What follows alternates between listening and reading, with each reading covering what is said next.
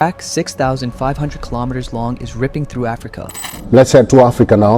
After 12,000 years of silence, a mighty Ethiopian volcano. ኢትዮጵያ ራሷን ለሁለት ትከፍልና ከሀገርነት ወደ አህጉርነት ትቀየራለች። ተመራማሪዎቹ እንደሚሉት ገና አሁን ከፈነዳው የእሳተ ገሞራ ፍንዳታ የበለጠ ከ50 በላይ የሚጠጉ ፍንዳታዎች በአካባቢው ላይ እንዳሉ በመናገር ላይ ናት። በዚህ ዘመን የሀገርን ቀደምት ዕውቀት እንደመናቅ የሚያም በሽታ የለም።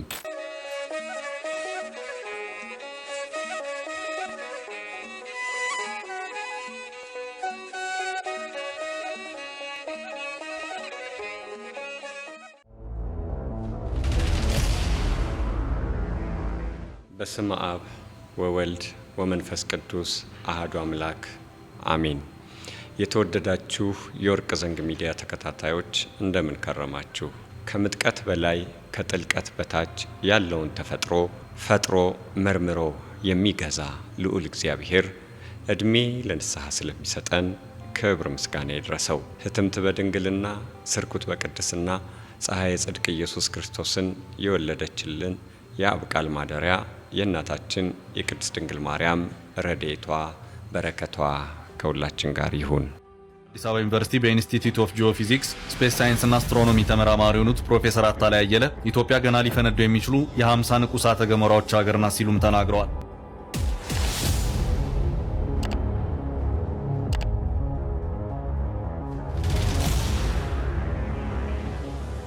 የዓለም አቀፍ የስነ ተፈጥሮ ተመራማሪዎች አሁን ትኩረታቸው ኢትዮጵያ ሆናለች።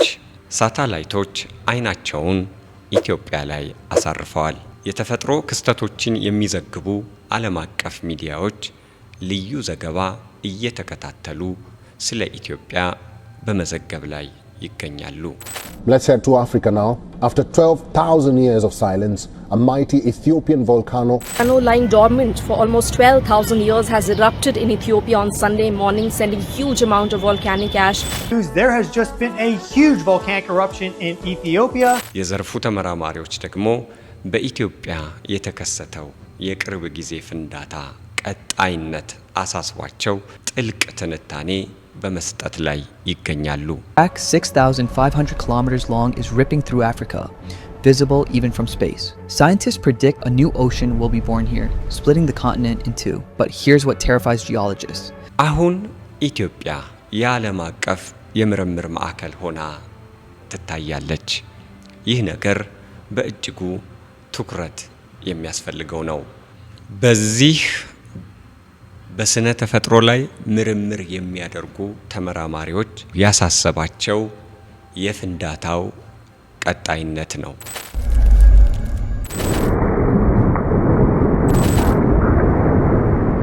ተመራማሪዎቹ እንደሚሉት ገና አሁን ከፈነዳው የእሳተ ገሞራ ፍንዳታ የበለጠ ከ50 በላይ የሚጠጉ ፍንዳታዎች በአካባቢው ላይ እንዳሉ በመናገር ላይ ይገኛሉ። ይሄ ደግሞ አሳሳቢ ሆኗል። ተመራማሪዎቹ እንደሚሉት እነዚህ ውስጥ ለውስጥ እየፈሉ ያሉት 50ዎቹ ፍንዳታዎች በፍጥነት አሁን ባለው ሁኔታ ከፈነዱ በዚህ ምድር ላይ አምስተኛው ጂኦሎጂካል ፕሮሰስ ይከሰታል። And now, scientists say a brand new ocean is being born under our feet. A dramatic geological shift is ripping through East Africa. A tear so vast, it could redraw global geography. Deep inside Ethiopia's Afar region, one of the world's hottest volcanic zones has revealed. ይህ ፕሮሰስ ደግሞ ኢትዮጵያን አፍሪካን ለሁለት ይከፍላታል።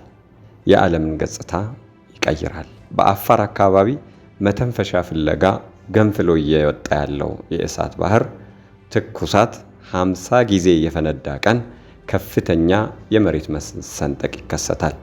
በዚህ መሬት መሰንጠቅ ደግሞ የቀይ ባህር ይገባበትና አፍሪካ ለሁለት ትከፈላለች። ኢትዮጵያም ከሚከፈሉት ዋናዋ ትሆናለች። አምስተኛው ጂኦሎጂካል ፕሮሰስ ኢትዮጵያ ላይ ይከሰታል።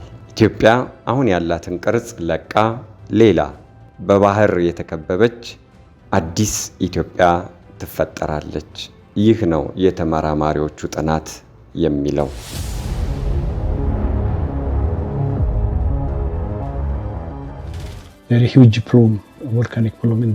ሁለተኛው ምክንያት ደግሞ የተለያዩ ንጥረ ነገሮች ስላሉና እነዛ ንጥረ ነገሮች ደግሞ ለሰው ልጅ የመተንፈሻ አካላት አደገኛ ሆነው በመገኘታቸው እነዚህ የሚቀጥሉት 50ዎቹ ፍንዳታዎች ሲከሰቱ ዓለም ምን አይነት መልክ ሊኖራት ይችላል የሚለው የምርምራቸው አስኳል ሆኖ ይገኛል።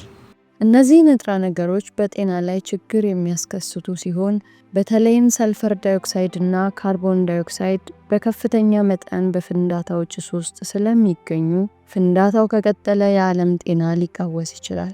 ምክንያቱም ደመና ሰርቶ ወደ ብዙ ሀገራት በነፋስ ታግዞ የሚጓዘው ጭስ ብዙ ሀገራትን የመሸፈን አቅም ስላለው በተለይም የሰው ልጅ የመተንፈሻ አካላት የሚጎዳ ሲሆን በአፍንጫ፣ በአይን፣ በጉሮሮ፣ በሳምባ ላይ እብጠት አስከትሎ ከፍተኛ የመተንፈስና ሰውነትን የማቃጠል ችግር ሊያስከትል ይችላል። ሁለተኛው የጥናታቸውን ምክንያት ይህ ነው። ይህ ፍንዳታ በተለይ አሁን የተለያዩ የመሬት መሰንጠቆች እያሳየ ነው።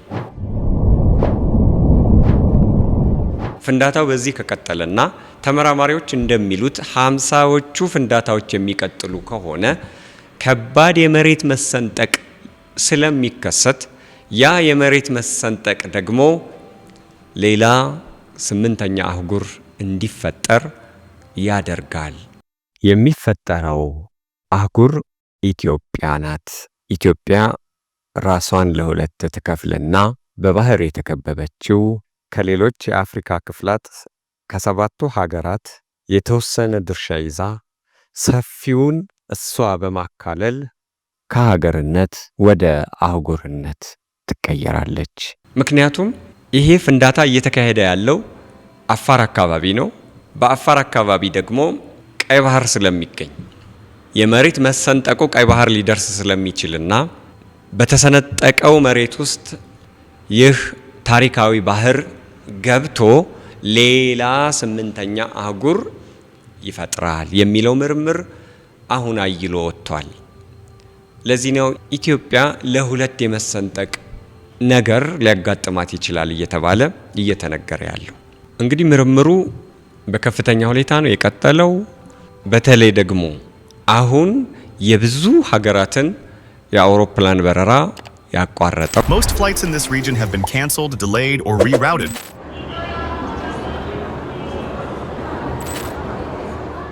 ከዚህ በፊት ዓለም እንዲህ አይነት ነገር አሁን ብዙ ዘመናትን ቆጥሮ ነው ይሄ ፍንዳታ የመጣው።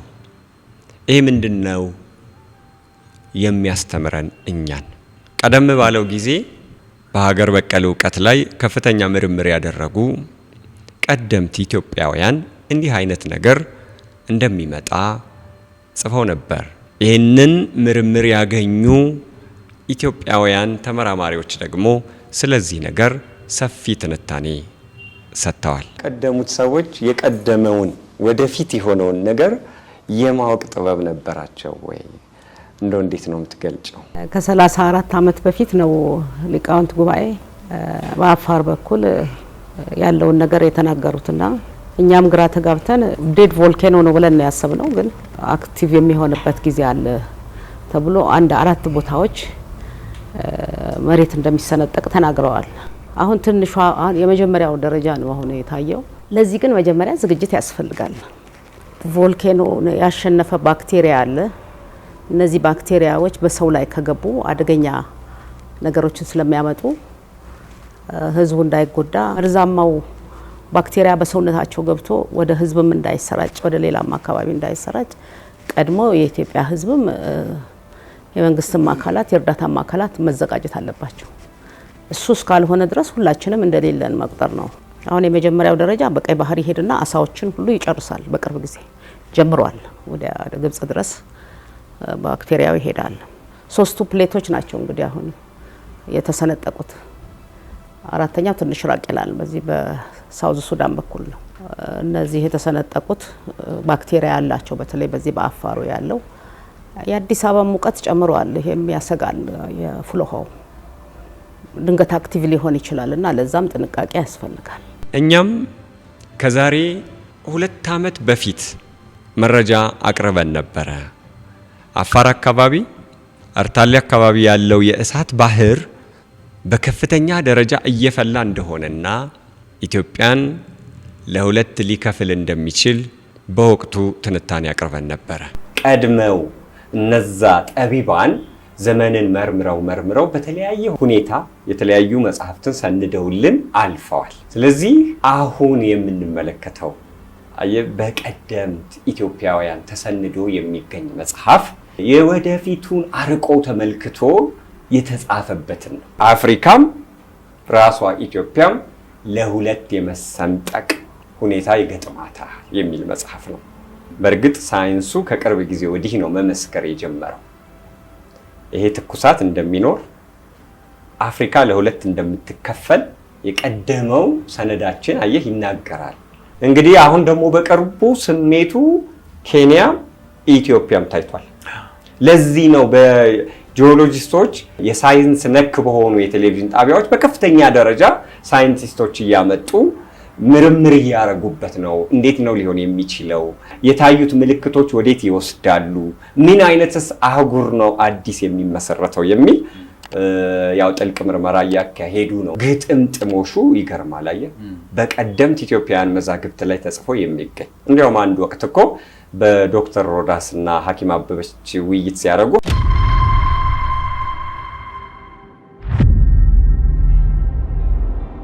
ሰሞኑን ተሰንጥቋል እንትን አፋር ላይ ክፍተት አለ። ያቺ አንድ አለት አለች አሰብ ላይ እሷ ናት። በቃ እሷ ከተሰበረች ሪፍት ቫሊው እንዳለ እስከ ቦረና ድረስ ተገንጥሎ ለብቻ ነው የሚቀረው።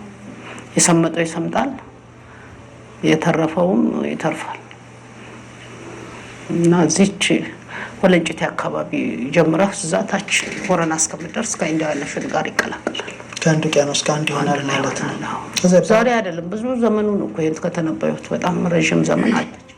በዛን ጊዜ ይሄንን መረጃ ስንሰጥ ብዙዎች በሀገር በቀል እውቀት እምነት ስለሌላቸው ከፍተኛ ትችት ሲሰነዝሩ ነበር።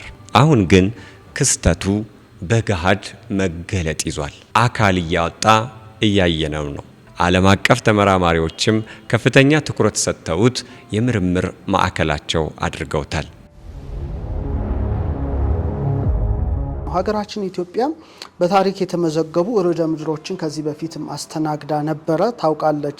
ለምሳሌ አንዳንድ ምሁራን በዚህ ላይ ጥናት ያቀረቡትን ስመለከት ከ1888 በኋላ እንደገና በ1898 ከ10 ዓመት በኋላ ርዕደ ምድር ተከስቶ የተወሰነ ጥፋት አጥፍቶ ነበረ።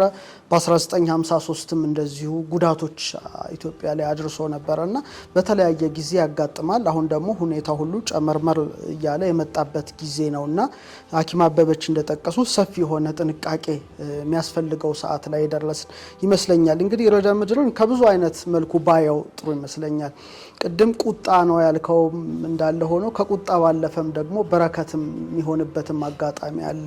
ምክንያቱም ምድር እንግዲህ እግዚአብሔር ሲፈጥራት ዳይናሚክ ይሄ ራሷን የምታስተካክል አድርጎ ነው የፈጠራት። ሁል ጊዜ እንደዚህ ሆና ብትኖር ኖሮ ሰው መኖርም አይችልም ነበረ። ለምሳሌ አንተ ከባባድ ምግብ በልተህ ሆድ ሲነፋ ትንሽ አምቦ ጠጥተ እንደምታገሳ መሬትን መተንፈስ አለባት። ካልተነፈሰች በስተቀር ህይወት ሊኖር አይችልም። ስለዚህ ርዕደ ምድር እንደ በረከት ብናየው ብዙ ነገር ይጠቁማል። አንደኛ እዛ አካባቢ ማዕድን እንዳለ የሚያሳይበት አጋጣሚ አለ። አንደኛው ነው። ሁለተኛው ግን ለምሳሌ እሳተ ገሞራ ሲወጣ መሬትን በብዙ መልኩ ሊያበለጽጉ የሚችሉ ንጥራተ ነገራትንም ጨምሮ ከመሬት በታች ያሉትን ወደ ላይ ያወጣል። ርዕደ ምድር አዲስ በረከት ለምሳሌ ተራራ፣ ሸንተረር፣ ሐይቅ፣ ወንዝ፣ ውቅያኖስም ጭምር ይፈጥራል። ይሄ እንግዲህ የምድርን ቅርጽ በማስተካከል ደረጃ የራሱ የሆነ አዎንታዊም ነገር አለው። ከጥፋቱ ባሻገር ጥፋቱ እንዴት እንከላከል ራሱን የቻለ አንድ ሀሳብ ነው። ሌላው ሰው ሰራሽ ምክንያቶች መሬትን ሊጎዱ ይችላሉ። ለምሳሌ ጊዜውን ያልጠበቀ አደገኛ የሆነ መሰረተ ልማት ቢሰራ መሬት ራሱ ጫናውን መቋቋም የሚያቅታት ጊዜ አለ። ለምሳሌ ደኑን ብንመነጥረው የመሬት ሳምባ ማለት ነው፣ መተንፈሻ ማለት ነው፣ መልሶኛን ይጎዳናልና ሰው ሰራሽ ምክንያቶች አሉ፣ የሴስሚክ እንቅስቃሴዎች፣ ተፈጥሯዊ እንቅስቃሴዎች አሉ። ሶስተኛ ደግሞ መሬት ራሷን ለማስተካከል በምትሄደው የራሷ የሆነ ምህዋር የሚከሰቱ ነገሮች አሉና በብዙ መልኩ ብናየው መልካም ይመስለኛል። በዚህ ዘመን የሀገርን ቀደምት ዕውቀት እንደ መናቅ የሚያም በሽታ የለም። ዘመን ተሻጋሪ የሆኑ የሀገር በቀል ዕውቀቶችን በመመርመርና ጎልብተው እንዲወጡ በማድረግ ከፍተኛ ድርሻ ያለው ይህ ትውልድ በዕውቀቶቹ ላይ ግን ሲቀልድ ሲያምጽ ይታያል። ይሄ ከውድቀት በላይ ሙታነ ህሊናነት ነው። የቀደሙት የፈጠሩልንን እንጀራ እየበላን ወጥ እያጠቀስን በዘመን መስፈሪያቸው ዘመን እየቆጠርን በላሊበላ በአክሱም እየተደነቅን ጥበብ ነጠላውን እየለበስን ማንነታችንን ክደን የሀገር በቀል ዕውቀትን ስንንቅ በእውነት ከዚህ በላይ መታወር የለም። ዛሬም ደግመን እንደምንለው ኢትዮጵያ መዳኛዋ የራሷ ዕውቀት ያበበ ጊዜ ነው። የሴል ማደሻ ጥበቧ በዘመናዊ መልክ ስራ ላይ የዋለ ቀን ለሷ ብቻ ሳይሆን የዓለምን የጤና ሕክምና ወደ ሌላ ምዕራፍ ታሻግረው ነበር። የሆነ ሆኖ ዛሬም ከዘመናዊው ዓለም የሚገኘውን ጠቃሚ ዕውቀት ከሀገር በቀል ዕውቀቱ ጋር አስማምቶ አዋዶ የተነሳ ትውልድ ኢትዮጵያ ላይ የበቀለ ቀን ኢትዮጵያ የወርቅ ካባ መልበሷ የማይቀር ነው። አሁን የምናየው ችግር ሁሉ ችግር መሆኑ ይቀራል። ወንድም ወንድሙን መግደሉ፣ በዘረኝነት መተያየቱ፣ ድህነቱ፣ ኋላ ቀርነቱ ይሄ ሁሉ ተወግዶ ኢትዮጵያ በተለይ ለአፍሪካውያን መሪ ሆና ደምቃ የምትታይበት ጊዜ ይመጣ ነበረ። ወደ ሀገር በቀል ዕውቀት አይናችን ዞር ብሎ መመልከት ቢጀምር ኖሮ እንዲያ ሲሆን ሰው የሚከበርበት፣ ዘረኝነት የሚቀበርበት፣ የአንድነት ዜማ የሚንቆረቆርበት፣ ለአፍሪካ አርያ እናት ሆና በጸጋ የምትደምቅበት ኢትዮጵያ ዘመን ይኖራታል። ዛሬም የምንለው የኢትዮጵያ መዳኛ የራሷ ዕውቀት ነው።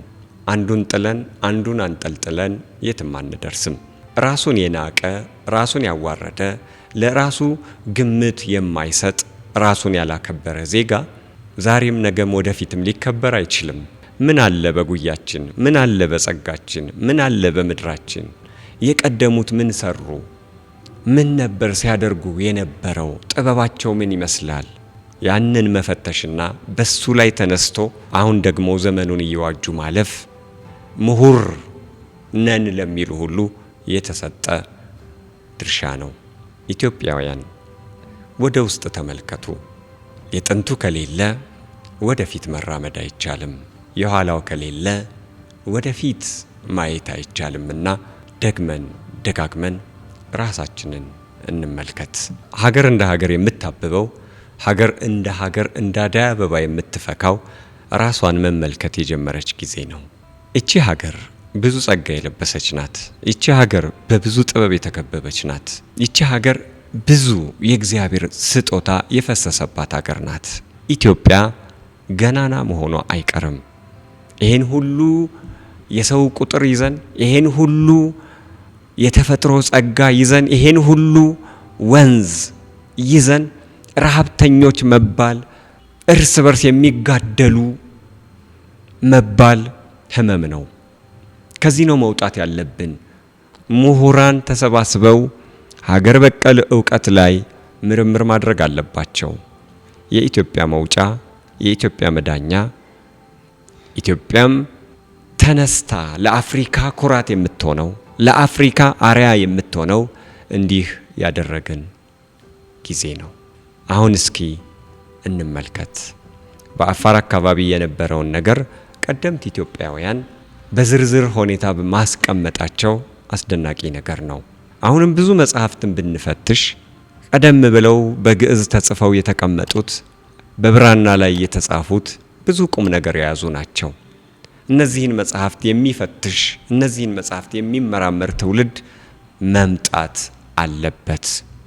አስደናቂ ነገሮችን ለመስራት ተአምር የሚመስሉ ነገሮችን ለመስራት ኢትዮጵያ የምትጠቀምባቸው ብዙ ቁም ነገሮችን ለማፍለቅ ወደ ኋላ እየሄድን ታሪካችንን መፈተሽ፣ ጸጋችንን መፈለግ፣ ዕውቀታችንን መመርመር ለነገ የሚተው አይደለም።